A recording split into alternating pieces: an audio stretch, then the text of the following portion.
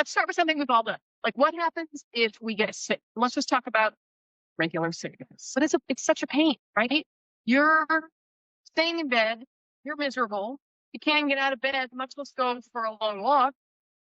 Your dog probably is not cooperating with your awesome plan to do nothing and feel sorry for yourself and take care of yourself all day, right? So that's often what happens is we send ourselves into a panic. What we talk about is our method, which is RMT, reframe, manage, train. When we reframe, remember, we want to focus on what we want our dog to do, not what we want them to stop. In these times of chaos and change, we're often focused on like, oh my God, my dog's being a nightmare. They're doing this, they're getting in everything. What do you want your dog to do?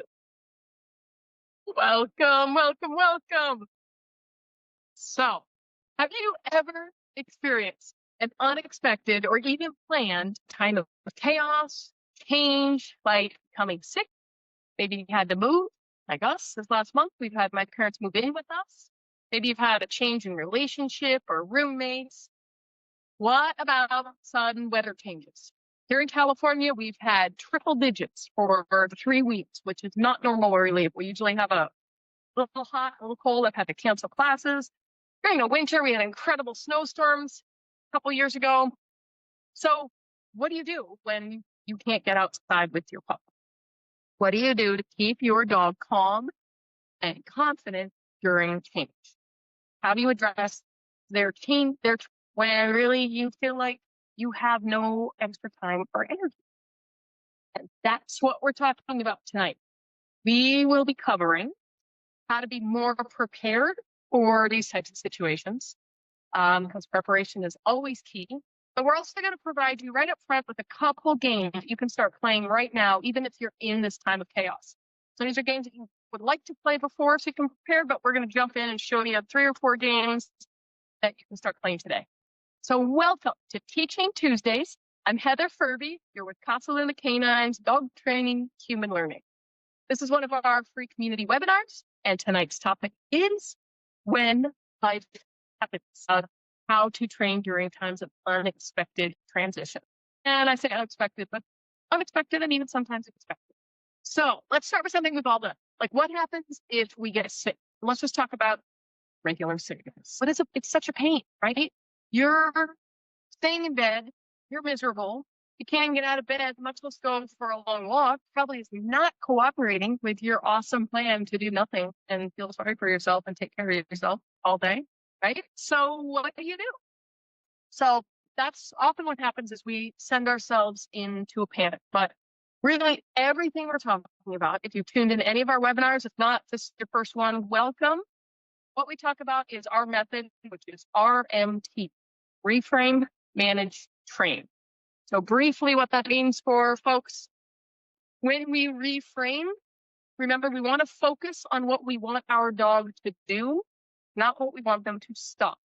So in these times of chaos and change, we're often focused on like, oh my God, my dog's being a nightmare. They're doing this, they're getting in everything. What do you want your dog to do? I want my dog to rest in the corner or on my bed or on their bed while I feel sick. And maybe even while I'm giving myself a little pity party. So I'm real good at that when I'm sick. Now I have a dog that's also when I'm sick, she's like, I got a nap, I don't gotta move. But during unexpected weather changes like this heat or snow, you won't go out. So what am I supposed to do? I can't work with her. I can't train. After a while, she goes stir crazy. I go stir crazy.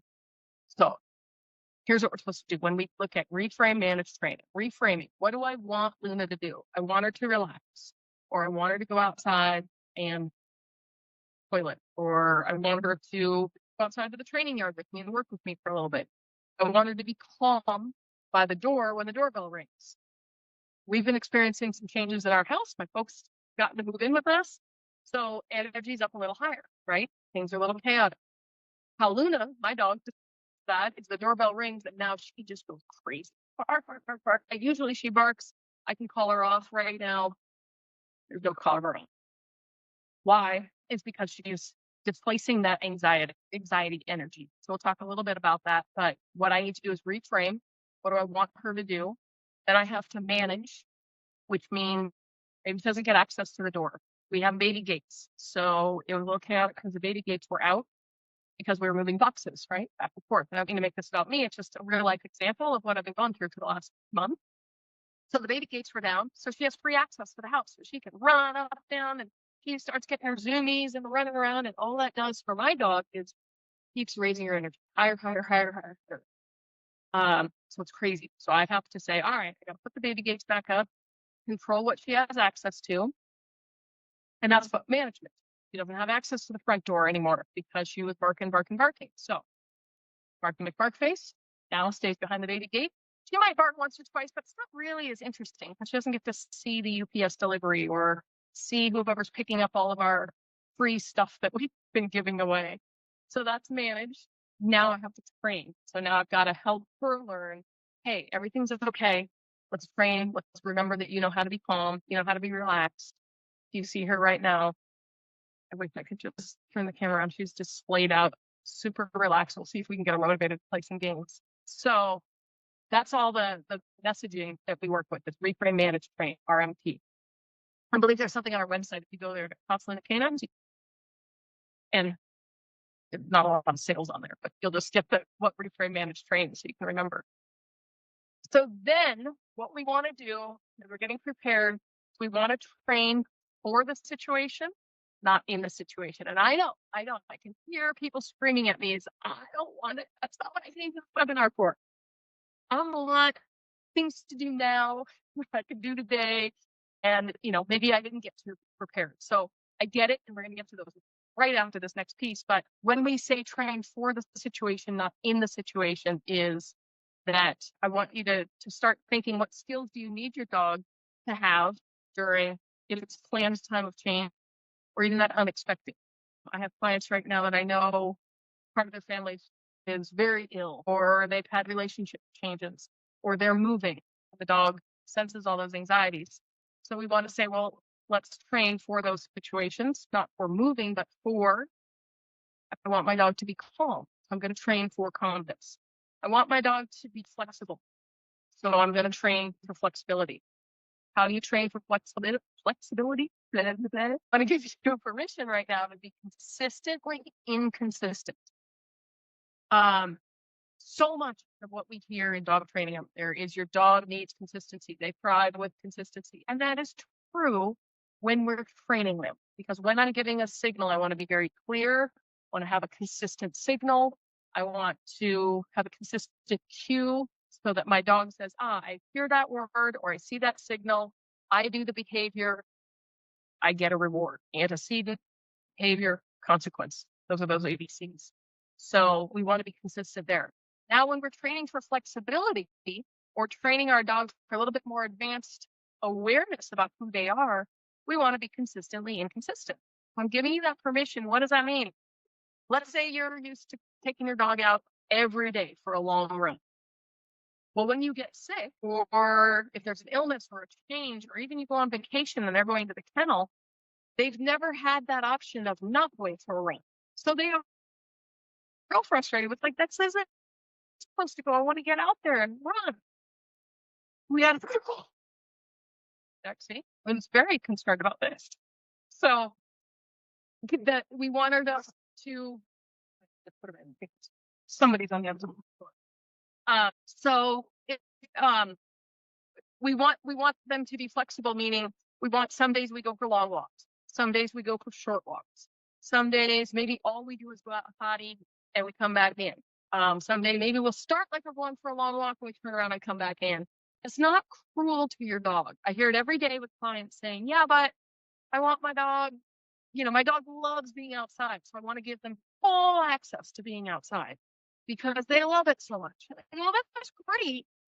But what happens when they don't get to go outside? So we also want them to be great in a small space. And one of the things that we train for, if you've worked with me or if you've listened to any of my webinars, if you haven't, you'll learn it now, is I want everyone to be able to meet all of their dog's needs in a very small room, like say a 10 by 10 room with no windows and no doors. That would be the excellent level. And what does that mean? Is meeting our dog's needs is we're working with their brain, we're teaching them problem solving. So depending on your dog, you may need to do a few brain games, a few problem solving games, and which we're just about to get to go show you right now. If you have a dog that is very active and hasn't learned a lot of calming, you may need to play a lot of games and a lot of problem solving. So it really depends on your dog. We're always training the dog in front of us, not the dog we wish we had, but the dog right there. We try not to train to breed. There are certain characteristics, but maybe you got a lazy German short-haired pointer, and I've got a really active pit bull as opposed to the lazy pit bull the other way around. So, right, so we're always training that dog. So I know that feels frustrating because you're like, yeah, but what do I do? I'm going through it right now. How do I do this? So let's get to some games. I'm going to show you a few. We'll see if Luna cooperates. I want to do this real time. Let's see the mess that is my training room. If you've trained here, you usually know this stuff is here. You're going to see some boxes. We don't know if Luna's going to participate. So I'm doing this live because I want to show you like really what happens. But the idea is not that we're getting perfection with Luna. It's I'm teaching her. So she's using her brain right now. So she's going to have to learn. But like, tell Luna to go. She's ready to rock and roll. Just waiting for her to get on. There we go. So now she's on the bed. Now, if you work, we have a blog post on beds and boundaries. So you can learn how to do this. Free feeding. Nothing interesting. It's adding value to the bed. She's got all 4 on. You notice I'm feeding the bed, not her. So now we're she's searching for stuff. There's something else there. Now, obviously, we have trained with beds. So I'm giving her now a little bit of time to problem solve. Now she's trying to say, how do I get that treat? Standing there looking at me, may get her a treat. We're going to see how long she lasts. I'm not trying to get her frustrated. Just trying to see if she'll offer another behavior. Now you can do this with crates. Look at that. She sat. So I really want to try to feed the bed, but you know what? That's not right. So it isn't about perfection. Play a little airplane feed. Now I'm going to get her off the bed so she can choose to come back. Release. And then we wait. Right, this is a brand new bed for her. She's never gotten on this kind of thing. So we just wait and see if she'll offer. This is the hardest part. Yes. There we go. She got rewarded for noticing the bed. Oh, there we go. Good girl. So I could play this all day. Now imagine if I were sick, right? This is just topping up value. I know some of you are saying, yeah, but my dog knows the bed, Heather. This isn't what I'm talking about. I get it. But what I'm saying is we could always top up the bed. Even if I am sick, I had 2 knee replacements 4 years ago. 4 years ago today, actually. Yay, look at that. Yeah, it was July 16th. That's funny. So I had knee replacement. That's also when I got Luna. So I couldn't move. But I could do beds and boundaries. I could at least sit up. And when she's sitting on her bed, I can treat the bed. She has to eat anyway. So it's a great thing to do. During a time of chaos, what a great thing. I'm going to go back to the bed, start teaching beds. I can top up beds. I can move the bed to the location and get this kind of behavior. And she has to eat anyway. So this is a great daily allotment of food. Release. See if she comes back. Now I'm just waiting for her to notice the bed rather than stare at my hands. Yes, now she's staring at the bed. So again, we're not going to play this for too long. I want to show you, like, Luna knows bed. She knows place. This is a brand new bed, new environment. Life is chaotic. She's not doing everything that I'd be like, oh, it's my perfect demo dog. But I'm working her brain. She's trying to figure out the rules to the game. Next time she notices the bed, we're going to end on a success. What are you doing? You know the camera's on, huh? Yeah. Breathe. I'm just resetting her because we were in a standoff there, which would last for hours. Yes. And she noticed the bed again, just looking at it. So now we just wait. And we're ending on that success, right? So again, this isn't about me showing you like, oh, look at my perfect dog. This is me learning with my dog. This is often what it looks like. I'm just rewarding. She knows this, but today I'm just rewarding, hey, pause up on the bed. That's good. That's using your brain. So she gets that. That paw comes on. Back, we set her up for success. That's not cheating, but she gave a great behavior. So we're going to reward the bed, right? So you can play that with beds, boundaries, crates. Play another game called Bowl to Bowl. Now this is a pattern game. How to freeze. So it's just a little bit of play in between, over transitioning. Hi. You don't want to play. Hey. This is a pattern game. We've done this next to never. So I put these two bowls in. I'm going to stand in the middle. And then I use just a random word to signal food is going into the other bowl. So I say, so I'm rewarding her when her head comes out of the bowl. Okay, so now she's starting to go to the other bowl. I don't know if you can totally see that, but she's starting to go back, trying to do this where my body is not the cue. My hand be going down is the cue. Okay, now we're going to have an obstacle, right? So she's got to go around. Oh, the cone.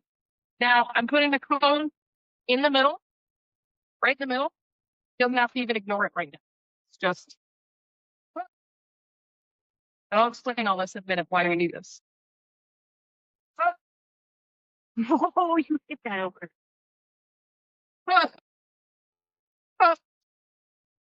Okay, so she's ignoring this cone. That's what we're looking for. And she's starting to go around. Now, if I were to continue on this game, I'd slowly move the cone out another step, move the cone out another step. So I can be back here. Reset. Okay, so she could go bowl to bowl. Now, why would I do this? Patterns for dogs is really interesting for them. They love this. Well, it helps them calm down. It moves from that crazy part of the emotional brain to the thinking part, that frontal cortex, the amygdala to the cortex. So when I do patterns, we can start just saying bowl to bowl to bowl to bowl to bowl, and they get to learn to go back and forth. I start adding in a cone, and they're going bowl and around this cone and around the cone. And then when they're not looking, I push the cone, and they've got to go further, push the cone farther, and they start learning to go around. Now, we teach a lot of this, so I don't want to get too advanced. But why is this great? Well, times of transition, you think about the chaos that's happening, and I want to relax my dog. So going bowl to bowl to bowl is a nice calming way. Something I can do indoors. Don't need a lot of space. This is pretty tiny. Depends how big your dog is. You don't need a lot of space to do it. If I'm sick, and let's talk about really, really sick, like maybe I'm in treatment for something or just barely can get out of bed, I can sit. I don't have to move. I just get the two bowls. I can go bowl to bowl, and your dog has to eat anyway. So this is a great way to feed and interact with your dog during this time of chaos or the time of sickness, time of transition. So I'm getting my dog to think as they pattern. They get to move from crazy emotional brain to back and forth pattern brain, which gets them thinking. And I can start adding in obstacles. Now, this can get really advanced. This is part of what we teach and work with in our advanced training and our obstacle course is how do we do bowl to bowl and then have them running 3 or 4 obstacles, like they're going over something, under, through a tunnel, and then back to the other bowl. And then they run out into the obstacle course in the opposite way, back to the bowl. So if you're interested in doing our obstacle course, which as soon as this heat breaks, we're on it, we'll be back out there playing. And this is a lot of what we do with those pattern games. So that's the basis behind bowl to bowl. So if you have any questions, type them in, because I'm not going to go into what all bowl to bowl is entirely, but if you have questions of why is this useful or what's we can answer those. So you've got beds where I'm just going to put the bed down and I'm going to feed, I'm going to top up bed. So maybe your dog knows bed and knows to go into their crate at night, but during the day, maybe how to practice the crate. Well, times of chaos are a great time to top up beds, crates, move the crate to a new place, top that up. You don't have to spend a lot of time because it doesn't have to be super exciting. It's just a basic, hey, I'm going to play 10, 15 minutes. Then I'm going to go back to packing boxes. I'm going to play another 10, 15 minutes. I'm going to go to bed and feel sick for an hour. But maybe I've topped up enough that my dog will enjoy the crate while I go take a rest, or can enjoy the crate while the moving people are around. Or you have a new relationship. We want to take that slowly. Maybe I need to introduce dogs and people. You do want to introduce them very slowly on neutral territory. So having a crate, keeping everybody separate until everybody accepts each other is a great way to do this. So you can do bowl to bowl, beds and crates. And now let's say maybe I have a little bit more energy. I'm not sick. I feel fine. I just need that exercise for my dog because they are used to getting out. So I'm going to show you something that we call weather games. So let's pick up in and we'll see if we can get Luna to actually move with me. Ooh. All right. So if you play towards me, just a game, I'm tossing out a piece of food. He orients back towards me. He gets another piece of food. Orient back towards me. She gets another piece of food. Okay, now pretend this is thunder, so she's going to go through with my legs. She gets there. When she orients, she's taking on sweet time eating them. Now, I want to tell you, when I first got Luna, she would have none of this. There's no going through my legs. She would stop short. So we do play a lot of this. Yeah, I can make my legs pretty short. Crap when she goes through. So I'll play it towards you. Maybe she goes this way. And then she's coming back towards me. I can make my legs, she's got to duck through them. She's coming back here through. So it gets used to her being touched. She came from a very abusive background, did not like touch, didn't like going through, didn't want any of that confinement. So we played thunder, tornado. How about that? We toss a treat out. When she comes back, that's all the way around. And back out. All the way around. And I go all the way around. And she comes running. No wonder the all the way around. Back out. So, tornado. I get busy. I can play about 3 times. I'm gonna be there. But now you can see these are a little bit higher energy games. So maybe I'm not sick. I feel good. And I'm like, I just have 10 minutes. I got to cook dinner. I had a long day at work. Maybe my clients were overwhelming. So I'm feeling overwhelmed. I don't want to go for a walk. Maybe my dog doesn't have leash manners yet. Maybe it's raining. Maybe the weather won't cooperate. So these are just towards me. Toss a treat out through my legs, all the way around. Try practicing if your dog go the other way. What I'm not showing you is that she won't go around the other way. Let's see if we can do it. Let's see. Let's see. Oh, look at that. Yeah. You go this way. Oh, you see that? You see, I have to really lure her the whole way around. She's very cautious about going that way. I don't know why. She'll try her best. If I go this way, I can get her to move a little faster. So those are games you can do with high energy. And look, we played 3 or 4 times, and she's actually a lot calmer.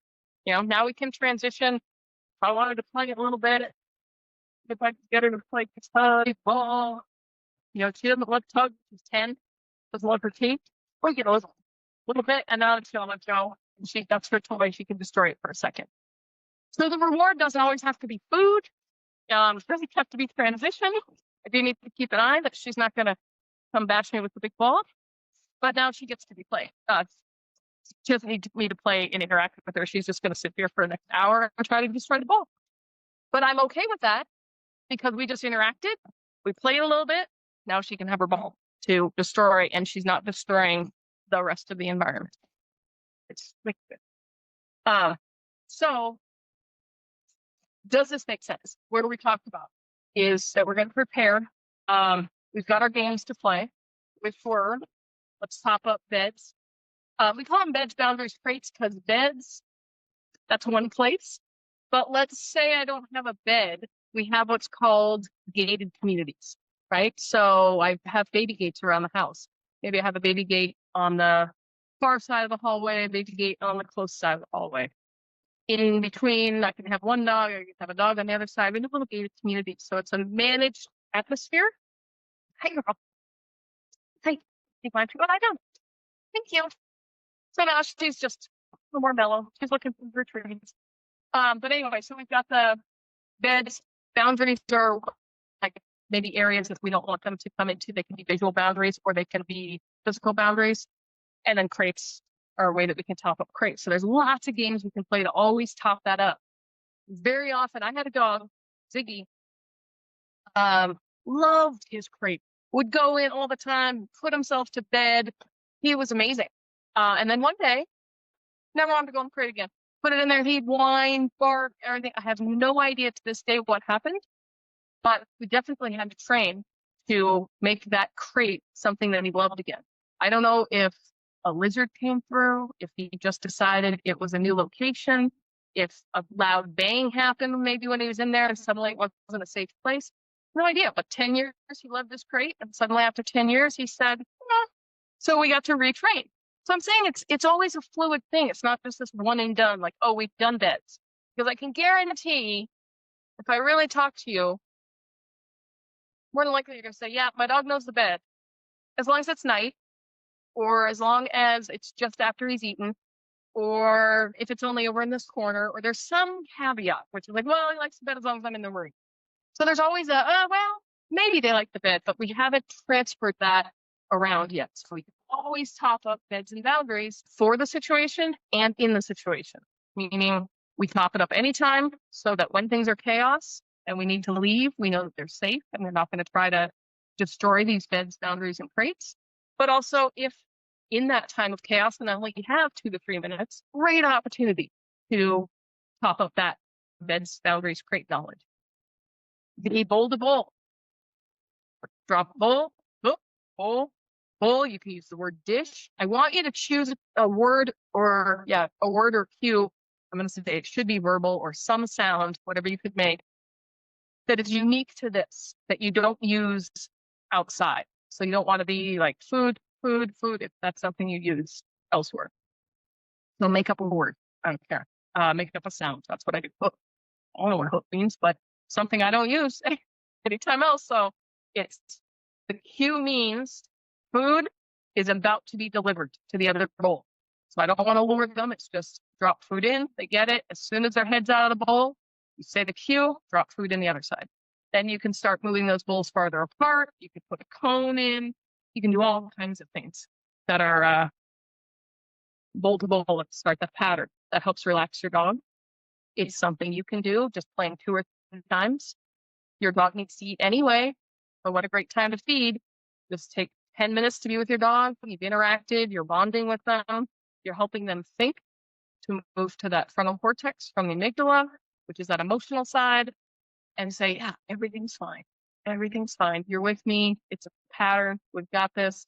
You want to do some problem solving. We start adding new surfaces. We start adding challenges that they can do. So it's a great calming game, great way to start or end any training session. And it's also just fun in and of itself. And also, if I'm not feeling well, it's so wonderful just to sit there for 5 minutes and be like, I'm dropping food into a bowl. Now, if you can't do that, my heart is with you, because that means the chaos is absolutely huge. And that is when we need to turn to our support systems, friends, family, have them come in and maybe teach them these games. I will mention our online community when we're going to start with a lot more games. It's a great place to share that with your friends and families that they all know. But remember, when your dog is calm and well behaved, it's so much easier to find support to come in rather than asking to come in and basically manage terrible twos all the time. I can't get that. Like, Luna is just basically passed out at this point. Like, that's all we had to do. 5 minutes of training. She's down. Her eyes are closed. She's already snoring. I wish I had a second camera here, but so that's how quickly these games can work and how quickly it can tire a dog out. And even if you've got a high energy dog, I know some of you are saying, yeah, I got lazy Luna. I've done this with dogs that are, hunting dogs, whatever, large retrievers, agility dogs, everything. It can work because they're using their brain and they're problem solving and they're finding patterns. So we got a little more high energy, the weather games. Thunder, toss a treat out, they come right back through your leg. Tornado, where we just span around, and I don't know, rain, whatever you want rain to be. You could toss a treat out and make a bunch of sounds, and your dog's got to go through it. We have like little noodles. This brings us to, you can do it in home obstacle course. I have a lot of these like little noodles, and you can hang them on chairs, or put a little noodle curtain, and they got to run through that. So maybe that's your rain weather. You can get creative. You can have where you throw out a treat and they come back and you ask for a quick cue, like a quick sit, and then toss it out again. So these games that can be a little bit more high energy, but again, you only have to play 2 or 3 minutes, and then your dog can learn to relax, just like this lazy loon over here. In-home obstacle course, those are always fun things to set up. I just want to give you an idea like what you could do. We've been moving, so moving boxes, I have plenty of them. We can play jump in the box, jump out of the box. We can play jump over the box. I can play cardboard chaos, where I've got all the cardboard boxes around. I toss a treat in and she's got to find it. What does that do for your dog? It helps them gain confidence. It's interaction with you. It helps them with body awareness, so that they're being touched maybe by box, or they've got to learn to get in and out. And so in this kind of time, when we're talking chaos, we're talking big times of transition, movement, relationships, everything, we don't need to concentrate on doing it perfectly. Like, you'll hear me other times when we're training for something more precise or real honing in on a behavior, your timing matters. And I talk about maybe not luring, you want to shape, or you want to do everything. Roll that out the window. You're sick. You're moving. Somebody's moving in. You have a change, but you haven't been outside in 3 weeks, but it's 110 degrees.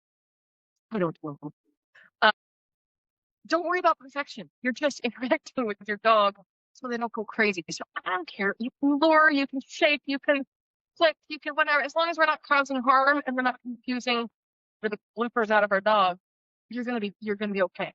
Now we'll use some as we'll use these as some real training games, and then we'll perfect them. But I'm saying for this, it's okay to lure, shape.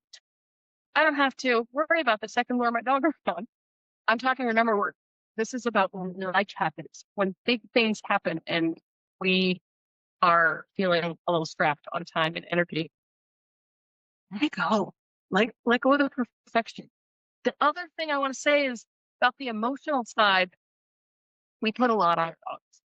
And I was working with somebody last week who was talking about how their dog wouldn't be happy if he didn't get up to go for a run. I have a hard time. It's this dog that doesn't have leash manners, doesn't listen, and is constantly reacting to other dogs, but wouldn't have fun if we can't get outside.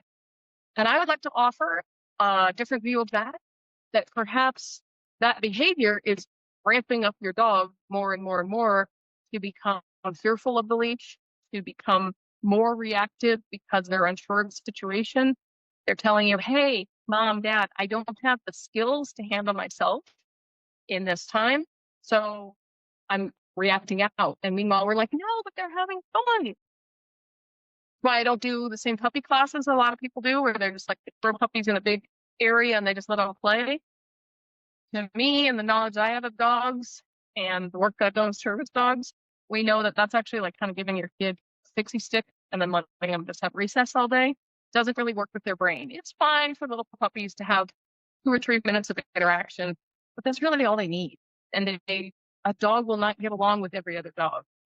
There will be times that you have that dopey dog that loves all of their dogs, but we also want them to have appropriate greetings and interactions. So that's a whole, you got to get on our reactive dog training for that.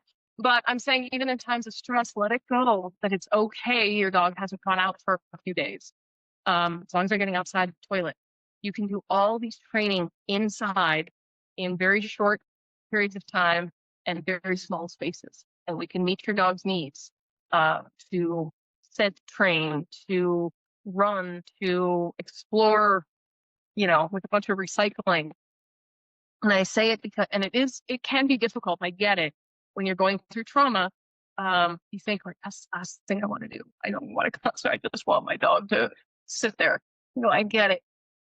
For better or worse, we did bring these loving creatures into our life. And so we do owe them a little bit of interaction, even when we can barely move. But as you've seen, a couple of these really don't take much. It would take you sitting on the edge of the bed, dropping food into each bowl, and then go on the lie down again.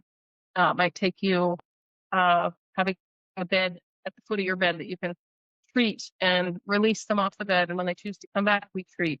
We don't have to play all these activity games. You can get lots of different noise crunches, all your recycling, throw it around, have a friend help you, like, hey, can you just throw treats to my dog in there and let them go find stuff and, scour through boxes. It is really very difficult to ask for help. So I want to recognize that when we're in times of chaos, especially if it's illness or family trauma or a loss of a loved one.